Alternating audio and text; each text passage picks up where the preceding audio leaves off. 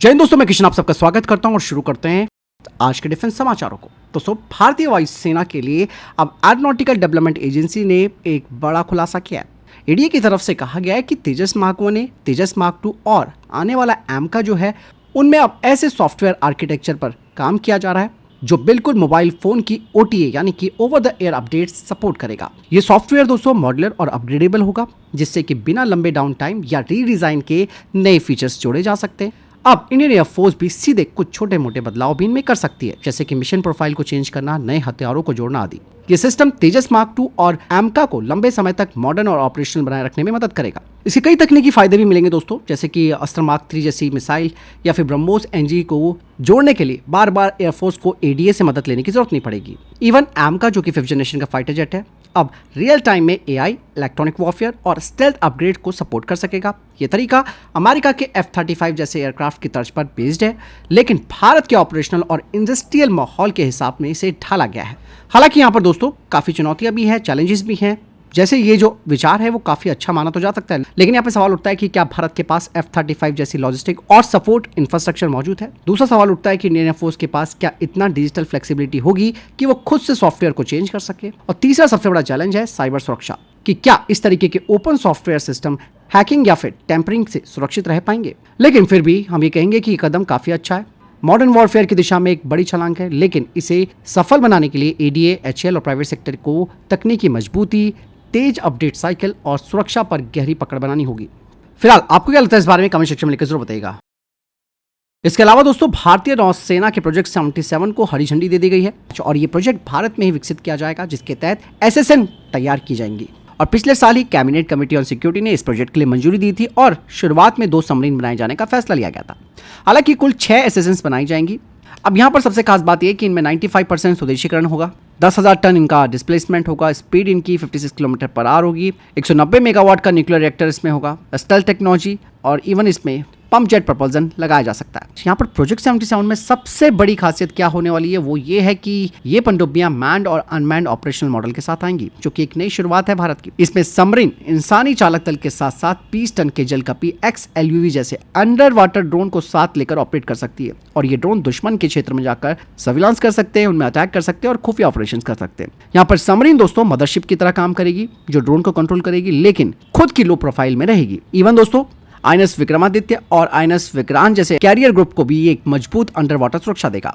आपको मैं बता दूं कि ऑलरेडी अमेरिका का ऑर्का XLUV और चाइना का क्विलोंग 2 AUV जैसी टेक्नोलॉजी पर ही ये जलकपी तैयार होगी। इंडियन ओशन रीजन में चाइना की बढ़ती मौजूदगी को ध्यान में रखते हुए ये भारत का बहुत बड़ा स्ट्रैटेजिक जवाब होगा। हालांकि यहाँ पर भी दोस्तों कुछ चैलेंजेस हैं, जिसकी बात मैं अक्सर करता आया हूँ। सबसे बड़ी बात है कि टाइमलाइन। पहला SSN आने में कम से कम 10 से 12 साल लगेंगे, यानी कि 2036 से 2037 के आसपास। दूसरा सबसे बड़ा चैलेंज है कि इसके सिस्टम्स काफ़ी कॉम्प्लेक्स हैं। क्या इन सिस्टम्स को तैयार करने के लिए भारत की प्राइवेट सेक्टर की कंपनियां तैयार हैं? इसके अलावा UAV ऑपरेशन और कोऑर्डिनेशन के लिए हाई एंड सॉफ्टवेयर और AI टेक्नोलॉजी जरूरी है। इसमें भी कई स्तर की तैयारियां की जानी बाकी हैं। और चौथा चैलेंज है साइबर सुरक्षा को लेकर। मतलब साफ है, प्रोजेक्ट 77 भारत की डिफेंस स्ट्रैटेजी को एक नई दिशा देता है। ये पनडुब्बियां ये सिर्फ पनडुब्बी प्रोग्राम नहीं है, बल्कि मैन और मशीन की साझेदारी के जरिए भविष्य की अंडर वाटर लड़ाई की भी बड़ी बुनियाद भी है। लेकिन यहाँ पर प्रॉब्लम दोस्तों सिर्फ टाइमलाइन काफ़ी लंबी हो रही है, तकनीकी चुनौतियां भी बड़ी हैं। लेकिन अगर ये मिशन सफल होता है तो भारत अंडर वाटर डोमिनेंस में दुनिया के टॉप देशों में शामिल हो जाएगा। इसके अलावा इजरायली एरोस्पेस इंडस्ट्री ने भारत को अपने एडवांस एयर लॉन्च लोरा मिसाइल का ऑफिशियली ऑफर दे दिया है। खास बात यह है कि ये ऑफर सिर्फ भारतीय वायुसेना के लिए नहीं, बल्कि भारतीय नौसेना के P-8I विमानों के लिए है। लोरा मिसाइल दोस्तों जमीन से दागी जाने वाली मिसाइल है, लेकिन इसका नया वर्जन हवाई प्लेटफॉर्म से लॉन्च किया जाएगा। इसकी मारक क्षमता 400 किलोमीटर से ज्यादा है, यानी कि दुश्मन के इलाके में घुसे बिना ये दूर से उसे खत्म कर सकती है। साइज छोटा है, स्पीड काफी ज्यादा है और यही इसकी सबसे बड़ी खासियत है। ये जमीन आधारित ठिकाने और जो बड़े जंगी युद्धपोतों ने मार गिराने में सक्षम है। P-8I एयरक्राफ्ट के लिए काफी फायदेमंद भी मानी जा रही है। एयर लोरा के जुड़ने से P-8I को स्टैंड ऑफ स्ट्राइक क्षमता का एक नया ऑप्शन मिलेगा, यानी कि जोखिम में जाए बिना मारक क्षमता अच्छी हो जाएगी। और इसके जरिए P-8I पनडुब्बी विरोधी रोल्स के अलावा लैंड अटैक और सतह टारगेट भी कर सकता है। ऐसे में कहा ही जा रहा है कि इजरायली एरोस्पेस इंडस्ट्री और भारत इलेक्ट्रॉनिक्स लिमिटेड के बीच इसे लेकर बातचीत चल रही है, ताकि मिसाइल का लोकल प्रोडक्शन किया जा सके और भविष्य में इस सिस्टम को एक्सपोर्ट करने पर भी विचार किया जाएगा। हालांकि दोस्तों विदेशी निर्भरता चाहे वो स्थानीय निर्माण हो, लेकिन मूल टेक्नोलॉजी जो है, जो कोर टेक्नोलॉजी है, वो तो इजराइल की होगी। ऐसे में क्या ये भारत की स्ट्रैटेजी के खिलाफ जाता है? क्या सिर्फ असेंबली तक सीमित रहेगा ये पूरा का पूरा प्रोजेक्ट, या भारत को कोर टेक्नोलॉजी भी मिलेगी, ये भी एक बड़ा सवाल है। P8i जो है वो अमेरिकी प्लेटफॉर्म है, आप सबको मालूम है, और जो लोरा है वो इजरायली प्लेटफॉर्म है। क्या इंटरऑपरेबिलिटी तकनीकी रूप से आसान होगी? बहुत सवाल है जो यहाँ पर खड़े होते हैं। इसके अलावा लॉन्ग रेंज स्ट्रैटेजिक बॉम्बर को लेकर एक और बड़ी अपडेट आई है। हालांकि इससे पहले एक खबर आई थी कि भारत खुद अपने स्ट्रैटेजिक बॉम्बर पर काम कर रहा है, लेकिन वो खबर नकली यानी कि फेक निकली, इसीलिए हमने उस बारे में आपको अपडेट दे दिया था। लेकिन रशिया लंबे समय से भारत को स्ट्रैटेजिक बॉम्बर की पेशकश करता आया है और अब उसने फिर से अपने Tu-160M, जिसे व्हाइट स्वान के नाम से जाना जाता है, इस स्ट्रैटेजिक बॉम्बर का ऑफर किया है। यहाँ पर दोस्तों सबसे बड़ी बात ये भी है कि भले ही चाइना है या अमेरिका, चाइना के पास S6 बॉम्बर है जो कि लंबी दूरी तक परमाणु और क्रूज मिसाइलें ले जा सकता है। इवन दोस्तों अमेरिका और रशिया पहले से ही स्ट्रैटेजिक बॉम्बर्स के बड़े ऑपरेटर हैं और अब देखा जाए तो तीनों ही देश इस स्टेल्थ प्रोग्राम पर काम कर रहे हैं, जिसमें कि अमेरिका का B-21 रेडर, रशिया का PAK-DA और चाइना का S-20। भारत के लिए यहाँ पर दोस्तों जो सेकंड स्ट्राइक क्षमता है उसे मजबूत करने के लिए एक स्ट्रैटेजिक बॉम्बर होना हमारे पास जरूरी है। अब यहाँ पर दोस्तों भले ही अगर हम रशिया से बोलते हैं कि चलो हम इसे लीज पर ले लेते हैं, लेकिन प्रॉब्लम पता क्या है कि Tu-160M की कीमत और इसका रखरखाव बहुत ज़्यादा हमारे बजट पर लोड डालेगा, क्योंकि हमारे ऑलरेडी एमका और तेजस मार्क 2 में इन्वेस्टमेंट चल रही है। रशिया की जो डिफेंस इंडस्ट्रीज़ हैं उन पर सेंक्शन लगा है और युद्ध के चलते सप्लाई चेन, स्पेयर पार्ट्स और ट्रेनिंग पर असर पड़ सकता है। इवन यहाँ पर यदि भारत खुद का स्ट्रैटेजिक बॉम्बर प्रोग्राम शुरू करता है तो उसे आने में 20 साल का वक्त लग सकता है, जिसमें कि पैसा भी लगेगा और रिसोर्सेज भी लगेंगे। फिलहाल इंडियन एयरफोर्स का फोकस 5th जनरेशन के एमका और यूकैव्स और मिसाइल बेस्ड स्ट्राइक पर ज्यादा दिखता है। अगर इमरजेंसी की बात की जाए तो ऑप्शन तो यही है कि आप Tu-160M को सीमित संख्या पर पट्टे पे ले लो ताकि गैप भरा जा सके, और लेकिन अगर लॉन्ग टर्म में देखा जाए तो आपको खुद का स्टेल्थ बॉम्बर बनाना पड़ेगा, जिसके लिए आपको R&D पर पैसा खर्च करना पड़ेगा, प्राइवेट सेक्टर की इंडस्ट्रीज को इसके लिए आगे लाना पड़ेगा। चीज़ें बहुत है दोस्तों। यहाँ पर दोस्तों मैं एक चीज़ और आपको बता दूं कि भारत के पास आज ब्रह्मोस, परले और भविष्य के घातक यूकैव जैसे ऑप्शंस है, लेकिन एक air based long range strike platform की भूमिका अलग और स्ट्रैटेजिक रूप से काफ़ी महत्वपूर्ण होती है। Tu-160M का ऑफर अच्छा है, लेकिन सोचने वाली बात है कि भारत इसके लिए आगे बढ़ता है कि नहीं। वहीं दोस्तों garden reach ship builders and engineering limited भारतीय नौसेना के लिए anti submarine warfare shallow watercraft को तैयार कर रही है और उसी सीरीज का 8वां और अंतिम जहाज अजय को आज लॉन्च किया गया। इसकी लंबाई 77.6 मीटर है, चौड़ाई 10.5 मीटर है। यह हल्के टॉर्पीडो अपने साथ ले जा सकता है। इसके अलावा ASW रॉकेट और माइन से ये लैस है। 30 mm की क्लोज इन वेपन सिस्टम इसमें लगी और 12.7 mm का रिमोट कंट्रोल गन इसमें है। इसका हल माउंटेड सोनार और लो फ्रीक्वेंसी वेरिएबल डेप्थ सोनार है। वहीं दोस्तों इजराइल अब अपना एक और नया घातक हथियार डिप्लॉय करने जा रहा है, जिसका नाम है आयरन बीम। मतलब साफ है कि ये अब उनके मशहूर आयरन डोम सिस्टम की जगह लेगा और ये हथियार खास तौर पर रॉकेट, मिसाइल और ड्रोन जैसे हवाई खतरों को आसानी से खत्म करने के लिए बनाया गया है। ये आयरन बीम ये एक लेजर हथियार है और लाइट की स्पीड से काम करता है, यानी कि जैसे ही दुश्मन का रॉकेट या ड्रोन आसमान में आता है उसे ये तुरंत हवा में खत्म कर देता है। और इसके 3 वेरिएंट है। पहला आयरन बीम है, दूसरा है आयरन बीम मोबाइल और लाइट बीम। हालांकि दोस्तों इस आयरन बीम की कुछ कमजोरियां भी हैं, जैसे कि लेजर की ताकत 10 किलोमीटर तक असरदार है, उसके बाद नहीं। बैलिस्टिक मिसाइलें काफी ऊंचाई से आती हैं, उन पर ये काम नहीं करेगा और मौसम का असर भी इस पे पड़ता है। बादल, धूल, बारिश में लेजर कमजोर पड़ जाता है। 2025 के अंत तक ये पूरी तरीके से डिप्लॉय कर दिया जाएगा इजराइल के द्वारा।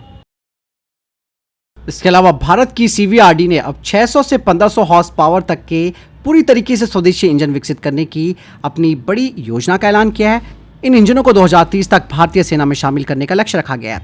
भारत अभी तक टैंकों और अन्य भारी वाहनों के लिए, लेकिन CVRD का लक्ष्य है कि 600 हॉर्स पावर से 1500 हॉर्स पावर तक के इंजन देश में ही डिजाइन और विकसित किए जाएं। इनसे हल्के बख्तरबंद वाहन, टोही वाहन और अर्जुन जैसे मेन बैटल टैंक को ताकत मिलेगी। इससे रखरखाव सस्ता, सप्लाई चेन सरल और स्ट्रैटेजिक आत्मनिर्भरता भी संभव हो पाएगी। ये योजना दोस्तों काफी अच्छी मानी जा रही है, क्योंकि आत्मनिर्भरता हमें मिलेगी इंजनों के क्षेत्र में, लेकिन यहाँ पर काफी चैलेंजेस भी हैं, जैसे कि तकनीकी जटिलताएं, यानी कि 1200 से 1500 हॉर्स पावर का इंजन बनाना तकनीकी रूप से काफी चुनौतीपूर्ण है, खास करके जब इनका परफॉर्मेंस हाई टेम्परेचर, बर्फ, रेगिस्तान या फिर जल भराव जैसे चरम स्थितियों में करना हो।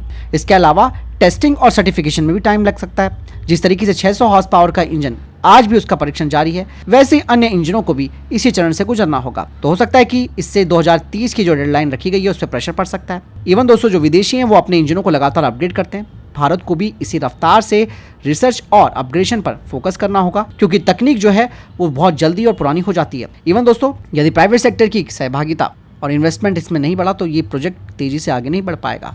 मतलब साफ है कि CVRD की योजना वाकई में बहुत अच्छी मानी जा सकती है, लेकिन इसे सिर्फ सरकारी परियोजना की तरह नहीं बल्कि राष्ट्रीय रणनीतिक मिशन के तहत देखना चाहिए, जिसमें कि तकनीकी श्रेष्ठता, टाइम पर चीजें पूरी होना और प्राइवेट सेक्टर का सहयोग, तीनों की भूमिकाएं यहाँ पर काफी महत्वपूर्ण हो जाए। और अगर सही दिशा से प्रोग्राम आगे बढ़ेगा तो 2030 के बाद आप देखिएगा कि भारतीय सेना के टैंक और बख्तरबंद वाहन पूरी तरीके से स्वदेशी इंजनों से लैस होंगे। आप सबको मैंने डिफेंस अपडेट में बताया था कि भारत सरकार 87 मेल क्लास के ड्रोन खरीदने की योजना बनाई है और बाकायदा इस प्रोजेक्ट के लिए मंजूरी भी मिल गई है। इस टेंडर में दोस्तों भारत और विदेशी कंपनियां दोनों हिस्सा लेंगी। विदेशी कंपनियों में general Atomics, Israeli aerospace industry, Eurodrone consortium, भारतीय कंपनियों में Adani Elbit, Tata advance system, Kalyani strategy system और HAL। और ये खरीद IDDM यानी कि indigenously design, develop and manufacturing category के तहत की जाएगी, जिसका मकसद भारत में डिजाइन और निर्माण को बढ़ावा देना है। हालांकि यहाँ पर डिफेंस एक्सपर्ट्स उनका कहना है कि विदेशी कंपनियों को शामिल करना सीधा सीधा आत्मनिर्भरता के खिलाफ हो सकता है। भारत पहले ही कई बार विदेशी तकनीक पर निर्भरता के चलते परेशानियों में आ चुका है, जैसे कि सॉफ्टवेयर ब्लैक बॉक्स की समस्या, विदेशी कलपुर्जों की सप्लाई का रुक जाना। अगर हम फिर से विदेशी कंपनियों पर निर्भर हो जाते हैं तो हमारी राष्ट्रीय सुरक्षा के लिए खतरा हो सकता है। इवन यहाँ पर जो IDDM है उसका मतलब ही है कि तकनीक भारत में बने, लेकिन अगर विदेशी कंपनियां इसमें हिस्सा लेंगी और भारतीय कंपनियां सिर्फ असेंबली करेंगी तो ये एक तरह से सिर्फ स्क्रू ड्राइवर असेंबली बनकर रह जाएगा। और इवन दोस्तों देसी स्टार्टअप को भी नुकसान हो सकता है। भारत में कई छोटी बड़ी कंपनियां हैं जो मेल ड्रोन टेक्नोलॉजी पर काम कर रही हैं और अच्छा काम किया है, और विदेशी कंपनियां मार्केट में अगर आ गई तो ऑब्वियस सी बात है भारत के प्रयासों को नुकसान पहुंचेगा। आर्थिक और तकनीकी दोनों तरीके के नुकसान होंगे। हालांकि यहाँ पर हमारी सरकार ये सोच रही है कि विदेशी कंपनियों को शामिल करने से प्रोसेस काफ़ी तेज होगा, सेना को जल्दी से बेहतरीन ड्रोन मिल पाएंगे, ऐसे ड्रोन जो लंबे समय तक उड़ान भर सके, स्ट्राइक कर सके, आधुनिक निगरानी और इलेक्ट्रॉनिक वॉरफेयर सिस्टम से लैस हों। लेकिन दोस्तों मैं ये कहना चाहूँगा कि जल्दी क्षमता हासिल करने की कोशिश में हम अपनी संप्रभुता को खतरे में डाल सकते हैं। अगर हमारे निगरानी और हमले के ड्रोन विदेशों पर निर्भर रहेंगे तो संकट के समय तो हमारा कंट्रोल सीमित हो सकता है। फिलहाल आपको क्या लगता है, कमेंट सेक्शन में लिखकर जरूर बताइएगा। तो ये तब तक के टॉप डिफेंस अपडेट। वीडियो के सामने कोई प्रश्न जवाब या आपको किसी सवाल कमेंट सेक्शन में लिखकर जरूर पूछ सकते हैं। वीडियो को लाइक और शेयर जरूर कीजिएगा। जय हिंद, वंदे मातरम।